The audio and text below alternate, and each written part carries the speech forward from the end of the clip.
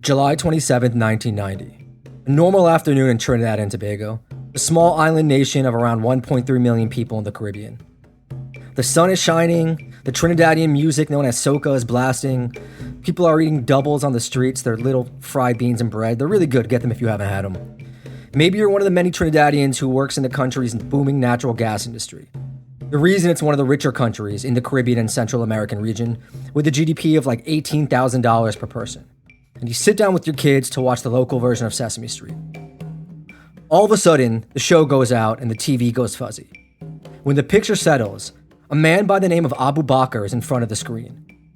He's 6'4" and wearing a flowing white robe and a scowl, seated behind a desk and looking deathly serious. He has an announcement to make. He says, at 6 p.m. this afternoon, the government of Trinidad and Tobago was overthrown. The Prime Minister and members of the cabinet are under arrest. We are asking everybody to remain calm. The revolutionary forces are commanded to control the streets. There shall be no looting. Widespread looting immediately follows. Bakr then live on air repeals a 15% sales tax, which go for it, I don't think it's that big a deal, but you might as well do something that people like. And right away, cuts out, and the Disney movie The Little Mermaid starts playing as his image fades away. This is all real, by the way, this video is out there. Meanwhile, at the same time, at the Red House, the nation's parliament building, the former minister Joseph Tony is addressing the other government officials. Parliament's in session, and in video from the incident, you can see Tony stops speaking as gunshots are heard off camera and sort of looks off to his right. Screams follow. Tony and the others run and hide for cover as an armed man in camouflage fatigues arrives and starts beating him with a rifle. For the next 6 days and 5 nights, the nation of Trinidad is held hostage by Abu Bakr and 115 followers of his movement, Jamaat Al Muslimeem. It's the only attempted militant Islamic overthrow of a country in the Western Hemisphere to ever happen. The coup eventually fails when Bakr and his crew are forced to surrender. A Trinidadian journalist friend once told me that he thought Bakr expected the country to rise up once he announced the coup. But that did not happen, and he didn't have enough people to take on the military. 24 people are killed during the coup. The country's never seen anything like it, and some would say the country still hasn't recovered. None of the men who participated in the coup attempt, though, would even be in jail for it a few years later. When all is said and done, the people of Trinidad will talk about the coup attempt as something that powerfully transformed the country, setting it down the wrong path, leading it to go from a place with under 100 murders a year to over 500, as one of the world's deadliest gang wars has played out in the process. Inspector Roger Alexander, the head of a special police task force in the capital of Port of Spain, told me that the coup affected the nation, the society, on a whole physically, psychologically, and otherwise. It showed the weakness, and when weakness is exposed, many people take advantage. Welcome back to another episode of the Underworld podcast. I am Danny Gold. I am here with Sean Williams in Berlin. I'm in New York. What do you got going on? I am going broke, losing all my money, day trading again, and selling NFTs on the internet. I've been spending my days speaking to German conspiracy theorists and right-wingers, neo-Nazis. So it's nice. It's nice to learn about Trinidad. Although I have a question, why the Little Mermaid? That was one of the weirdest parts. I mean, it's a pretty weird story to begin with, but why the Little Mermaid? I honestly don't know. I mean, this was 1990, right? So I don't think there were that many options in terms of modern Disney movies. Personally, I'm a big fan of The Lion King, but I don't think it came out for a few more years. Maybe they just wanted everyone to chill out, and that's a pretty, they got a West Indian lobster in that, don't they? And yeah. Honestly, I don't know. Is it about some kind of Islamist takeover or something? Yeah, I don't know. No, but it's weird. They're not really jihadists. I'm going to explain.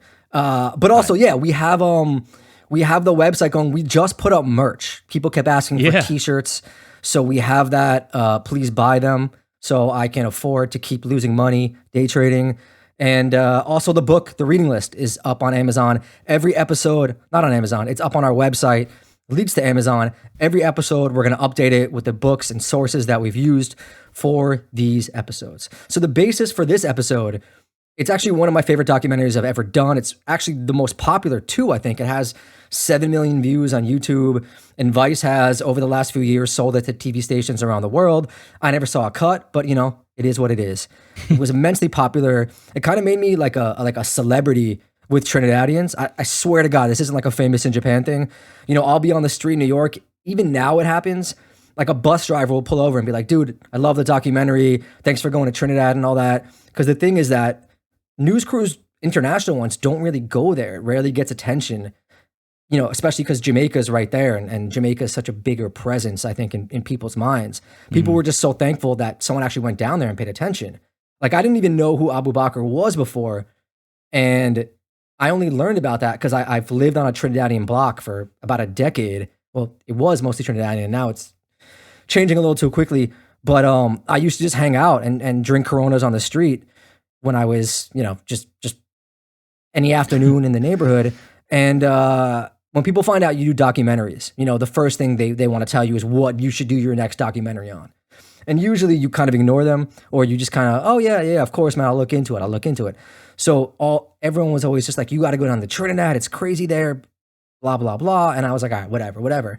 And then one day I just looked into it and I learned about Bakr, and I learned about all the gangsters there and the gang stuff that was going on. And the way they would talk about Bakr was still in like hushed tones, like he had men lurking on every corner and they were still scared. So once I started looking into it more, I just realized like it was something that I had to cover, and I did, and everyone was actually really psyched about it. Yeah, I mean, I watched the documentaries. Like, he's a pretty imposing guy. I mean, he's got a lot of charisma. He's just huge. Like, I can see him like blasting on the TV at like dinner time, telling me that he's taking over the country. I don't know. He's pretty mad. Yeah, he's got a presence, man. Like, he's just one of those people. You definitely feel the why he was such a successful leader and preacher. But he was born in Trinidad into poverty, but eventually he left and he went to Toronto to study, where he converted to a style of Pan-African revolutionary Islam, heavily influenced by the Nation of Islam. This is like, the late 1960s, early 1970s. You have the Black Panthers, Malcolm X, Farrakhan, and all that sort of really going into international consciousness. There's an alternate story that he converted after hearing a preacher from Egypt who came to Trinidad, but I don't buy that one. And he told me about Toronto. So he comes back to Trinidad and becomes what else? A police officer. But he also starts building up this group called Jamaat Al Muslimeem. A lot of people have tried to label them some hardcore Islamic group like Al-Qaeda, and they did actually train with Gaddafi in Libya, but it's not really fair to call them, I think, a jihadi group. They're more like a black power movement that used Islamist and revolutionary styles to try to lift up Afro-Trinidadians. Trinidad's got this fascinating culture, and the country is a big mix of people with mostly African heritage and also Indian heritage, along with some Chinese as well. And in the late 1970s and 1980s, also now, Trinidad had problems, and it was divided along racial lines between those with African heritage and those with Indian heritage. And a lot of the Afro-Trinidadians, they felt like the government was neglecting them. And there's still, like I said, this kind of vibe there right now that they get shafted. And so Jamaat comes into being, and it becomes really powerful, functioning as sort of a stand-in for local government in some places. I mean, yeah, like I'm just thinking cricket when I hear about Trinidad, like Dwayne Bravo, Dinesh Ramdin, Brian Lara, and they were in the World Cup in 2006. And like, I actually looked up one of their biggest soccer teams, and it's called Joe Public FC, so I like them even more. But I had no idea any of this stuff even existed. And you're right, like, I see a lot about Jamaica, tons and tons of stuff about Jamaican gangs, but pretty much nothing on Trinidad. It's like, I don't see it anywhere in the news ever. Yeah, you don't hear a lot about it. And also, I have no idea who any of those people you said were. I'm assuming cricket players, and like maybe some of our listeners care about that. So I'm gonna leave it in and not edit There's it out. like 5 fans, yeah. But no, actually, it did make the news because in recent years, they sent the most people in the Western Hemisphere per capita to join ISIS. What? Yeah. I think it was something like 150 people in a country of just over 1 million. So it's really, I mean, that's a whole other story. And the dude who helped me down there, like my local fixer who set everything up, Mark Bassan, actually broke a lot of those stories. But again, we'll get to that a little bit later too. It's not really related. It's a little related. But these guys, Jamaat Al Muslimeem, they were not jihadis. They were like a Black Panther, Nation of Islam type of deal, social justice stuff, but also with discipline and self-sustaining community thing, giving people jobs, clearing drugs off the streets. Though Rise and some grind. people say, what's that? Rise and grind. Yeah. I don't know about that. I mean, they weren't trying to, I can't see them hosting clubhouse rooms with that sort of thing, but kind of like build up the community. But some people say they were a little bit more shady, actually quite a bit more shady, that they were basically a criminal organization, a militia that used the social services as cover. Now, the siege, I actually got this explained to me by Bakr when I went to meet him at his compound. Like I said, he's this big guy, massively tall, maybe 6'5", and he's still kind of fiery, though people say his power has waned a bit.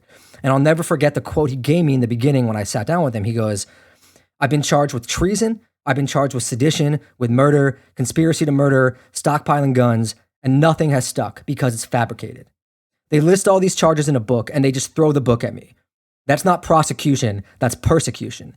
He's got that way of talking like a preacher, and just the way he talks, it's that fabulous way of twisting words here and there, speaking with authority. And when I asked him tough questions, he would just say, "These are political questions, and I'm but a humble priest," which is, hilarious, but also not true. He's definitely far more than a priest.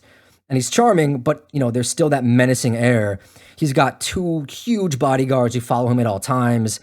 They were not that nice.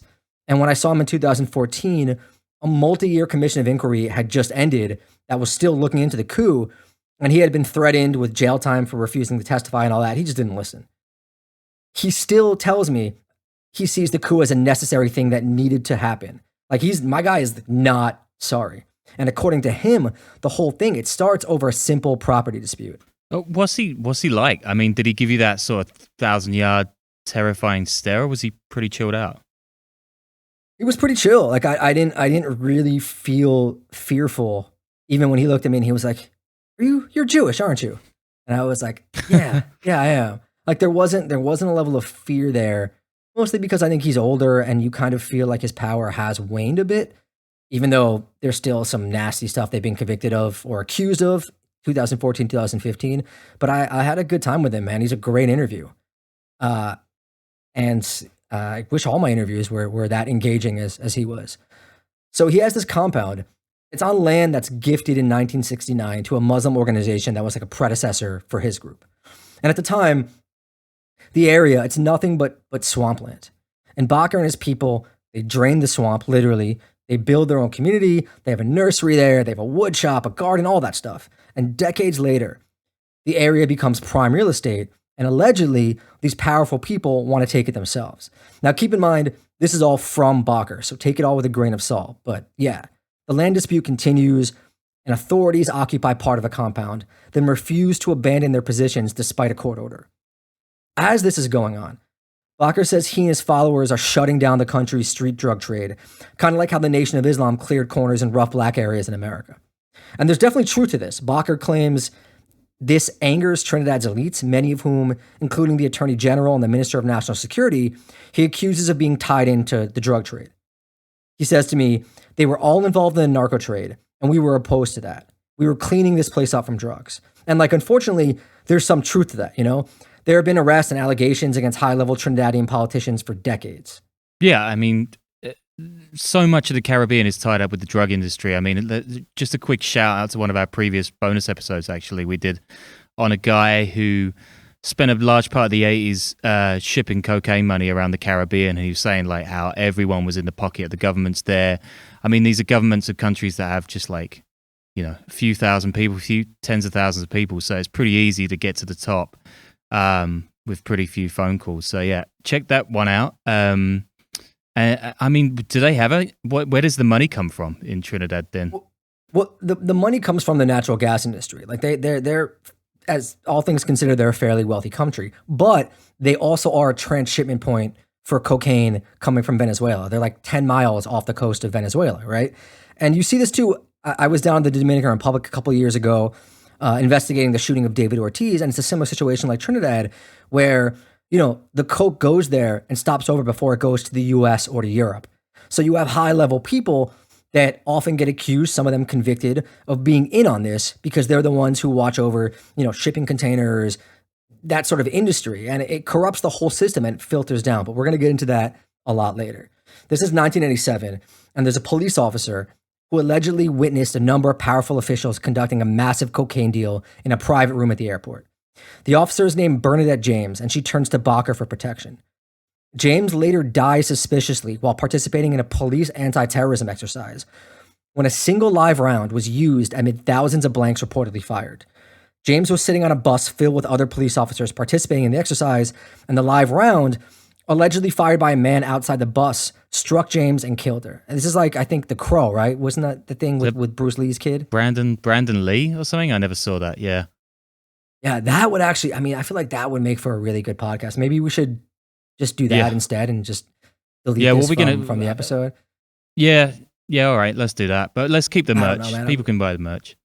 This is an effort. Like, I don't know if I have time to do another podcast, but someone else should definitely do that because I think that's a blockbuster idea. Anyway, so Bakr decides to expose what James had told him. He goes to the government. He goes to the courts. He says nothing happens. He claims that an informant in the Ministry of National Security then tells him authorities are going to attack his compound and destroy everything in an attempt to provoke a reaction from Jamaat that would justify extrajudicial killings. Let me say that word again. Extrajudicial killings. That is horrible, that one, yeah. It's a hard one, man. Jamaat had actually been stockpiling arms and training for years. Like I said, some of them have even received paramilitary experience in Libya after Gaddafi had connected with them. That was like a thing he did back then, was connecting with all these groups. I think in Africa and the Caribbean as well, which is, just the wild 80s, man. So I want to reiterate, I'm telling Bakr's version here. Some of it is corroborated, but let me also break in with some stories about Jamaat. A Bakr associated was convicted of repeatedly attempting to trafficking guns from Florida, and in 2005 was sentenced to 12 years in prison. In 2005, Bakr was tried for conspiring to murder 2 former members of Jamaat and was detained for questioning regarding a number of bombings in the capital. In 2007, he was tried for sedition based on a sermon he delivered 2 years earlier, threatening rich Trinidadians who wouldn't pay him a religious tithe, yeah. Tithe, right? Damn it. He was never found guilty of anything, though, as he likes to point out. In 2007, 3 men were arrested for plotting to blow up fuel depots at New York's JFK International Airport. One of the men had spent time at Bakr's mosque. Bakr, who the FBI had been surveilling since 2001, was suspected of being linked to the crime, but he was never charged. And then, of course, there's the whole try to overthrow the country thing in 1990. Yeah, I mean, Jesus Christ, good luck calling yourself Jamaat Al Muslimeem and doing crime like that in the wake of 9/11. How were these guys not taken to a black site in Morocco or something? I mean, they investigated them. I guess they really couldn't find anything. But the feds were definitely looking, especially after that JFK thing. I mean, that was a big deal. Many of his former lieutenants, too, they actually run a lot of street crews right now. They traffic drugs, they kill people, and they're part of these gangs that are not affiliated with Jamaat, these breakaway guys. But Trinidad, the 2 main criminal groups are actually called the Muslims because of Jamaat's influence on them getting started, even though religion has nothing to do with it. And they fight Rasta City, and we'll get into that a lot later. I mean, it does sound like a side mission in GTA 3, right? Like something like that. And in 2014, 11 members of Jamaat, this is, I think, after the killing was before, but the convictions and the accusations were after. 11 of them allegedly participated in the assassination of Dana Sitahal, who was an independent senator looking into corruption. And during the trial, a special branch intelligence memo featured an unconfirmed report was leaked to social media, and the report indicated that law enforcement in Trinidad feared violence from Jamaat amid reports the group may have been moving arms in preparation for an attack on police stations. But the attack never came. And on July 14th, 2015, though, Jamaat members did launch an armed jailbreak of some of the suspected assassins in the Sitahal case. And during a shootout, 1 police officer and 1 Jamaat member was killed.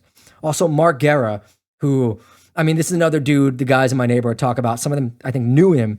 He was one of the most famous gangsters to come out of Trinidad. He came up in Jamaat. He went to New York City to sell drugs in the early 90s, returned to Trinidad in 1993 and did the same. He got entwined with the highest level of politicians. He actively helped one of the political parties get elected in 2001 and 2002 and received a cabinet position running one of the unemployment programs while still being one of the biggest gangsters ever on the island. But shortly after, he was shot dead. And we're going to talk more about those unemployment programs too. I feel like I'm doing that a lot now, right? Like the whole like, hold on, we got more coming thing. But Yeah. I'm trying to keep the linear narrative, man. It's hard. Nah, this is the NPR side of it, right? I guess you got to keep people guessing, right? You got to keep them coming back for more. Yeah. So Bakr, he's seen as this godfather type by a lot of people on the island. Back to the siege, 1990, he's got this beef with the government, so he launches the siege for what he claims is a preemptive strike. The siege of Parliament continued until Bakr realizes like they had no way out. And at one point, members of Jamaat stationed in the Red House, they asked the prime minister to call off the troops because the army was there, and they hand him a microphone to address the forces that are stationed around. But instead, he tells the troops to, quote, attack with full force. I mean, that's some balls right there. Like to do that. Like that is, you gotta be willing to die at that point. And they shoot him right away in the leg, you know? Yeah, I mean, this is literally a Tom Clancy novel. But isn't this just like the bit of The Little Mermaid where that like octopus woman tries to take over? I don't know.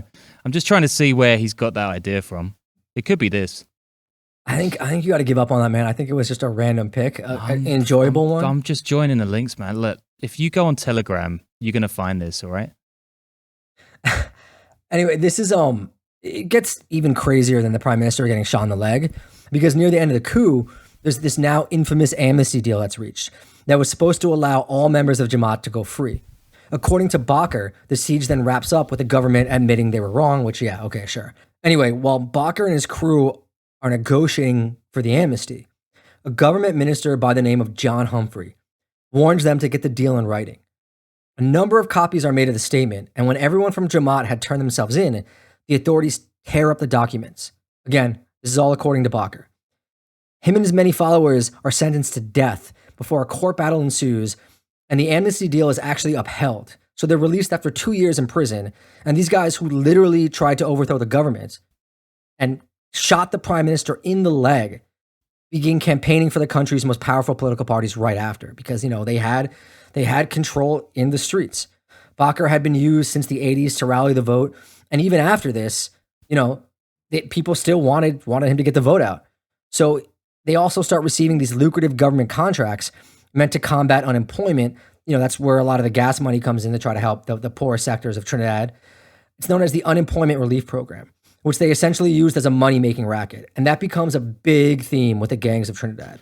Yeah, I just wanted to ask you at this point about Hal Greaves as well. Like, paint a picture of him, because in your doco, you're kind of walking around town with him, and he's the only guy who can move around freely between the gang territories, like wizened old guy, walking stick. I want to know more about him.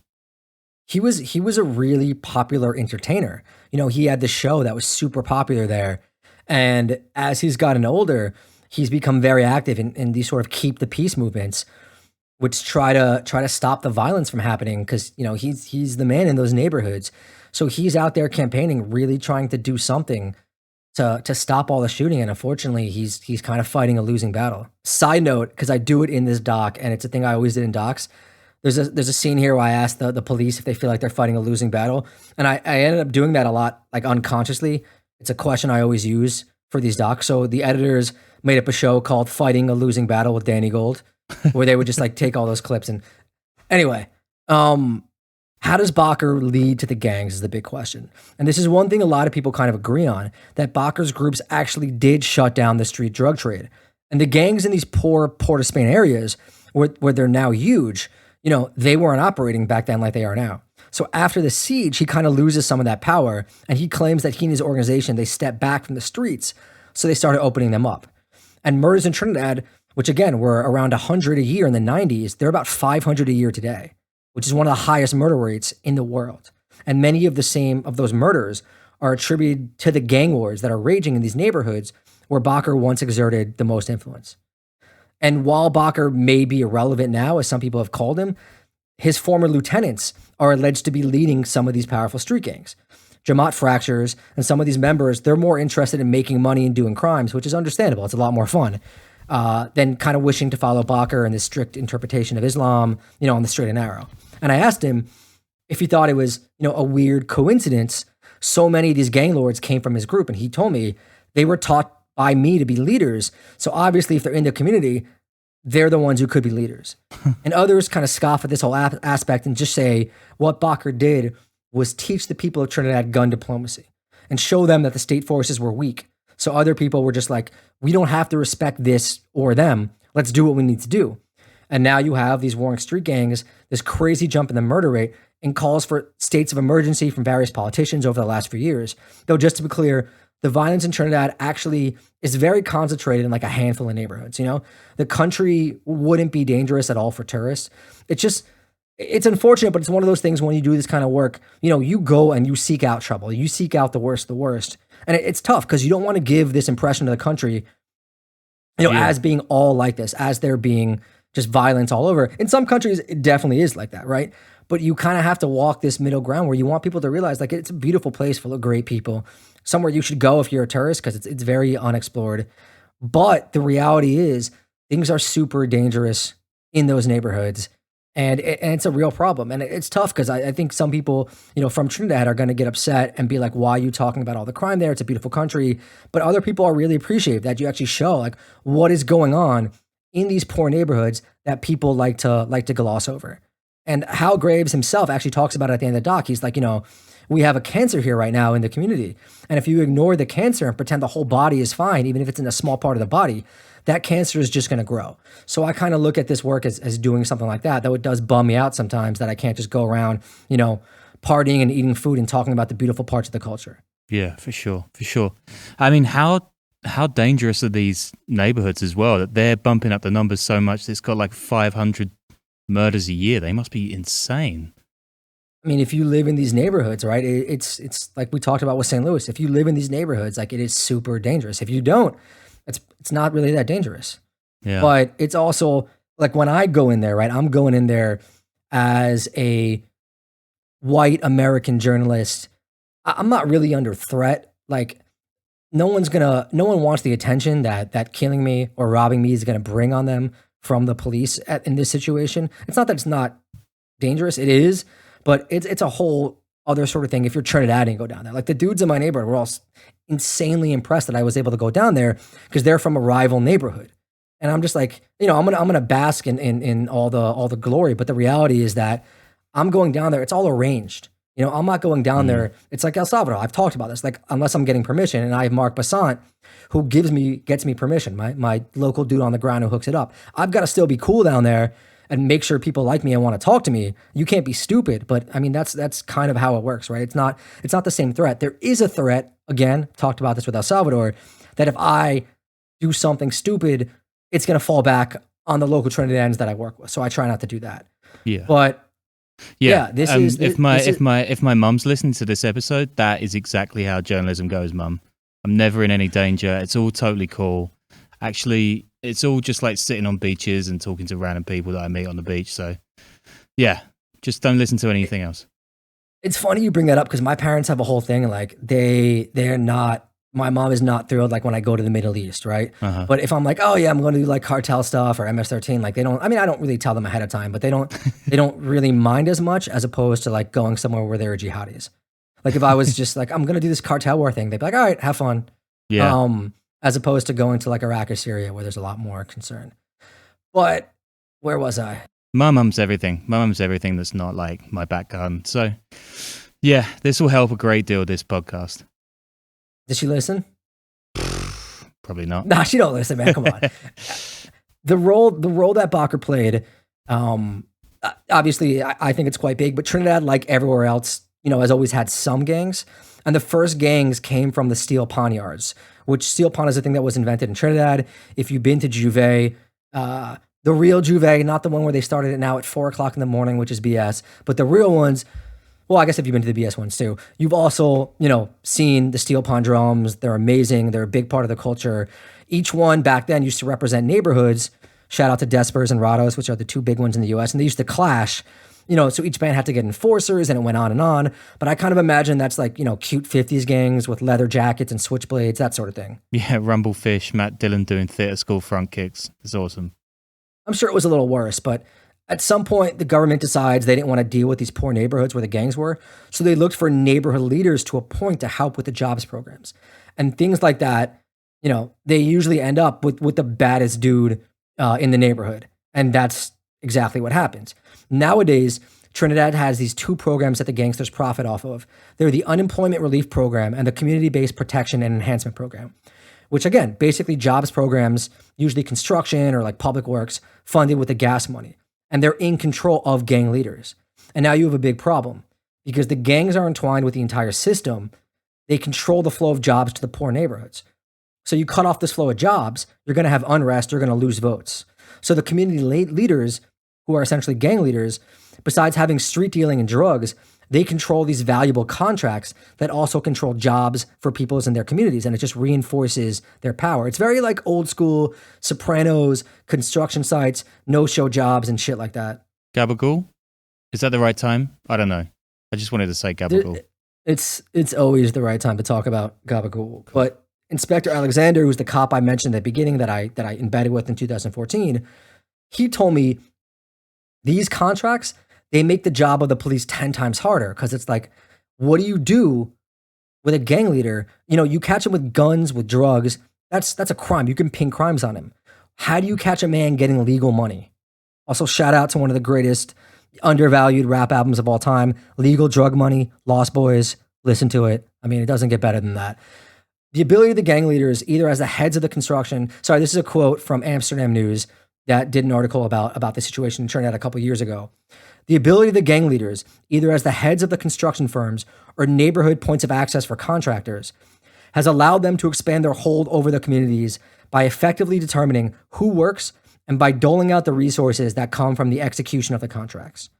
They also have a quote from Police Chief Gary Griffith, who complained bitterly in recent days, I think this is like from 2017, about the bloody fight between the gangs vying for state construction and other contracts, saying that perhaps nowhere else in the world would the state help to finance gangs rather than suffocate their activities by choking off their money supply. And this is the case on the island, he said, calling for an immediate halt to the contracts. It is very difficult for the police service to try to provide safety and security to a country when the state continues to facilitate major contracts for gang members. This is not the first time, and I hope it would come to an end one day. And like I said, in exchange for these contracts, the gangs deliver their neighborhoods to vote for the politicians. It's one big corrupt system, and it's very similar to Jamaica. If you've ever looked into it, where the two main gangs in Kingston, going back to the 60s and 70s, were each backed by rival political parties, and they used this to sort of grow as the politicians looked the other way. Because once those gangs get in there like that, I mean, it's a real problem to shut them down. It's far easier to shut down a regular street gang than a street gang enmeshed with politics in the community. I'm still shocked that feds aren't chasing down these guys, like Islamic-based gangs, violence, political instability. I mean, that's one thing, right? But messing with the gas industry, that gives you Eric Prince and ninja bombs or something, doesn't it? Well, that's the thing. I mean, these are local gangs, right? They're not doing anything on a big level. Maybe they ship a kilo to Miami or New York here and there, but they don't have an international presence. You know what I'm saying? And they don't really mess with the gas industry besides dealing with these contracts. But dealing with these contracts, you know, you're not fucking with Exxon's money when you fuck with the local Trinidadian contracts. Like, they don't care what's going on with that. If you start sabotaging pipelines, then yeah, I mean, the feds are going to go after you. Everyone's going to go after you. But it's, you know, they're local gangs. And the two main gangs in Trinidad right now that serve as umbrella organizations for smaller gangs, like I said, the Muslims and Rasta City.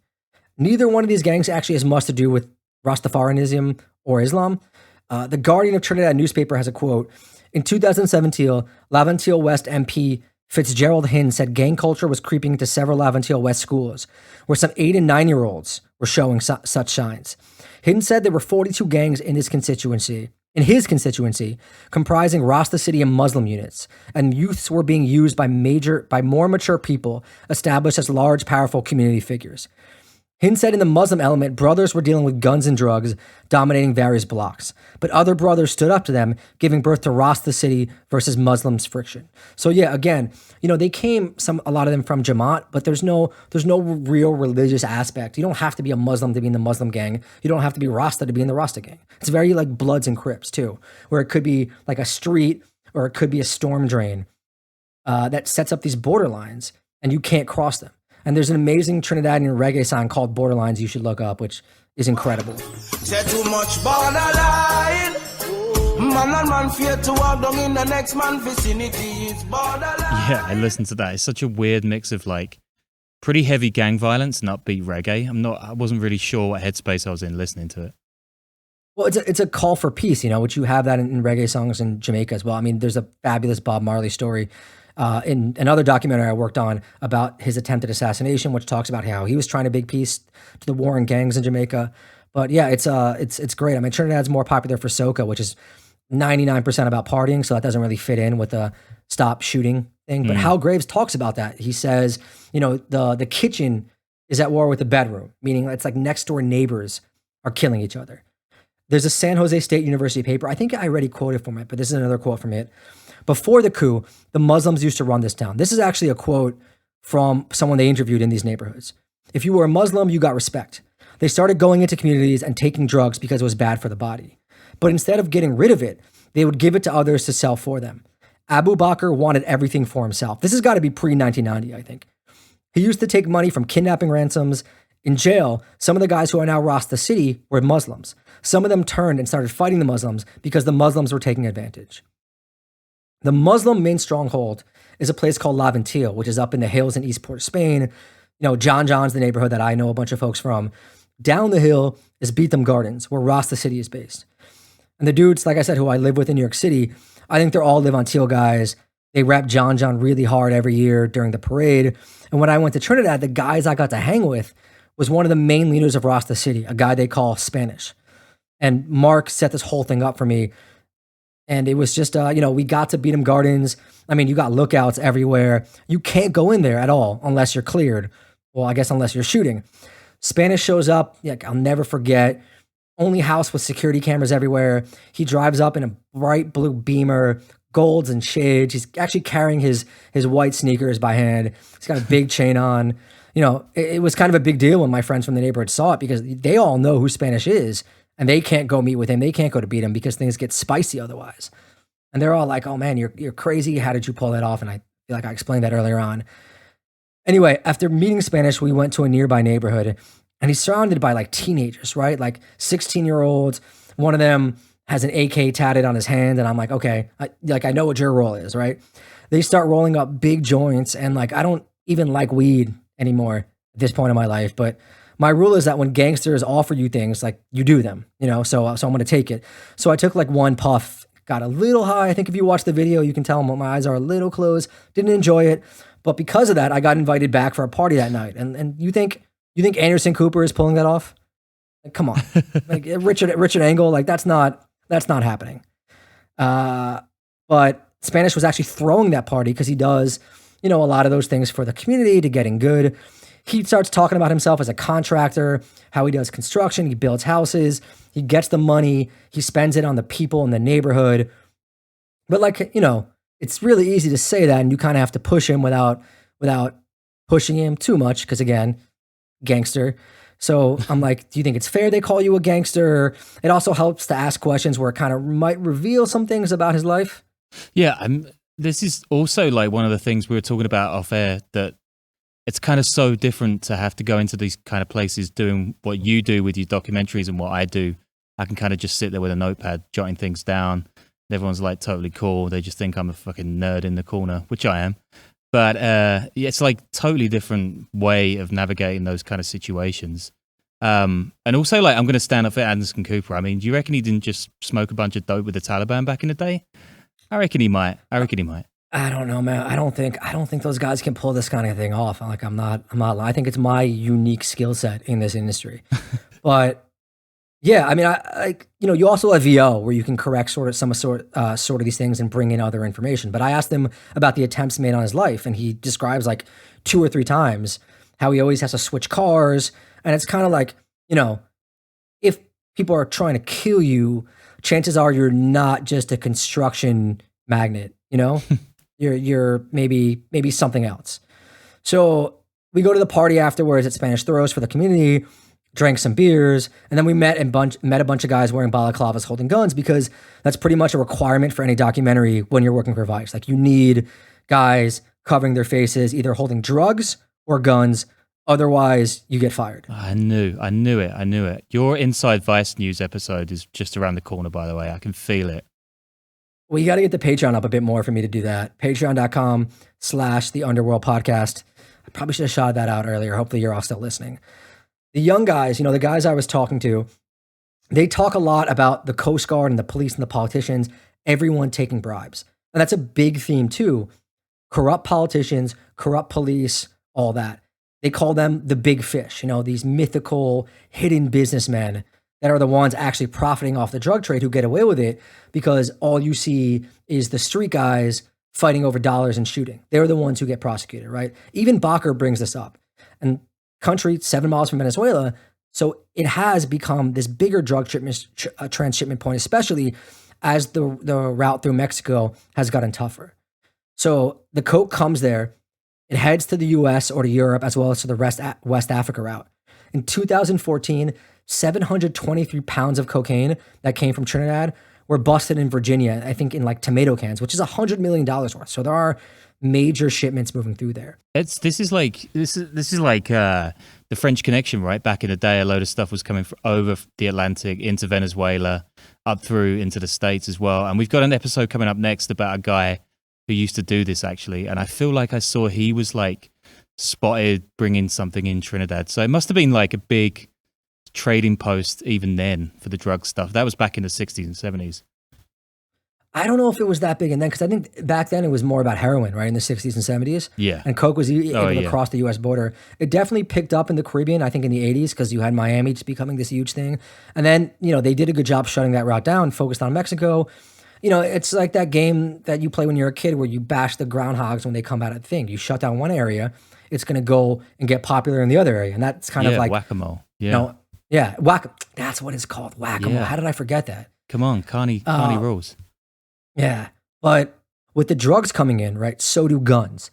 Because the drugs there either have to be, continue going and smuggled or sold, and you have to protect them. So you send guns in from Venezuela as well, and that leaves guns on the island. Some of them are either sold or they're just left there. And those guns end up making their way around the island. Once there are more guns, there are more shootings, more murders. And also a big thing that happens with drug shipments like that is the people that are helping you there sometimes get paid in product. So then they've got to move the product around the island, and it boosts, drug sales locally too.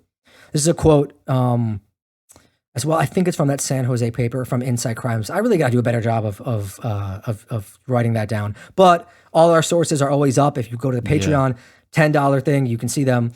The increasing isolation of Venezuela and attention given to commercial and other vessels leaving it have made it more attractive for narco traffickers to move their product into Trinidad and launch it towards the United States from there. In addition, the ability to move drugs from Trinidad toward the United States by advancing island to island offers an alternative to taking a more direct route with more expensive and higher profile boats. Trinidad has 12 widely dispersed small ports of entry, relatively unguarded, that facilitate the traffic. In recent years, you've had even more issues with Venezuela as the country collapses. You have lots of refugees pouring in, piracy, human trafficking, sex trafficking, and all that. It's a big issue in the country. You even have some Venezuelan gangs moving in there. But the drugs is the key there. I mean, that's the real moneymaker. Yeah, that and Bitcoin, am I right? And GameStop. That's the only way you can get paid. Stonks, man. Now the street gangs themselves, the Muslims and the Rastas, on an international scale, like I said, they're small time. Maybe they try to move some kilos to Miami or to New York or Virginia. Maybe they charge some of the people moving big shipments through Trinidad protection fees, but they're not big-time narco traffickers on an international level. What many people in Trinidad do think, though, is that the Coast Guard and these high-level police and the politicians and other big fish, the elite businessmen, they're the ones involved with this high-level drug trade. They say that the impunity from that filters down because these guys never get prosecuted. And one interesting thing you'll hear whispered, besides the accusations on the politicians being in on this narco trade, is Trinidad, it has this small percentage of Syrian and Lebanese super wealthy families that came there a couple generations ago. And they're often accused of being narco traffickers because there is that sort of connection with West Africa and with Latin America. The Lebanese are kind of known for it in that regard. But I haven't seen any evidence, and I've looked for it. There's nothing there right now that points to that. Meanwhile, most of the attention from law enforcement, of course, and the newspapers is focused on the gang members shooting it out in broad daylight over dollars. And the papers are filled with stories of lengthy shootouts, 14-year-old gangsters, police and criminals going after each other, with the police doing a lot of shooting first and asking questions later, politicians and columnists wondering how things got so bad. In fact, while I was actually writing this, a random Trinidadian woman hit me up on Facebook out of nowhere to ask me to come down there again and do another story on how crazy things have gotten. She's really concerned about the amount of women being killed. There were 539 murders in Trinidad in 2019, though 2020 did drop down to 395. In July of 2019, they had 24 murders in a 7-day period. The country has been near a breaking point, and appeals, from all over the country for peace.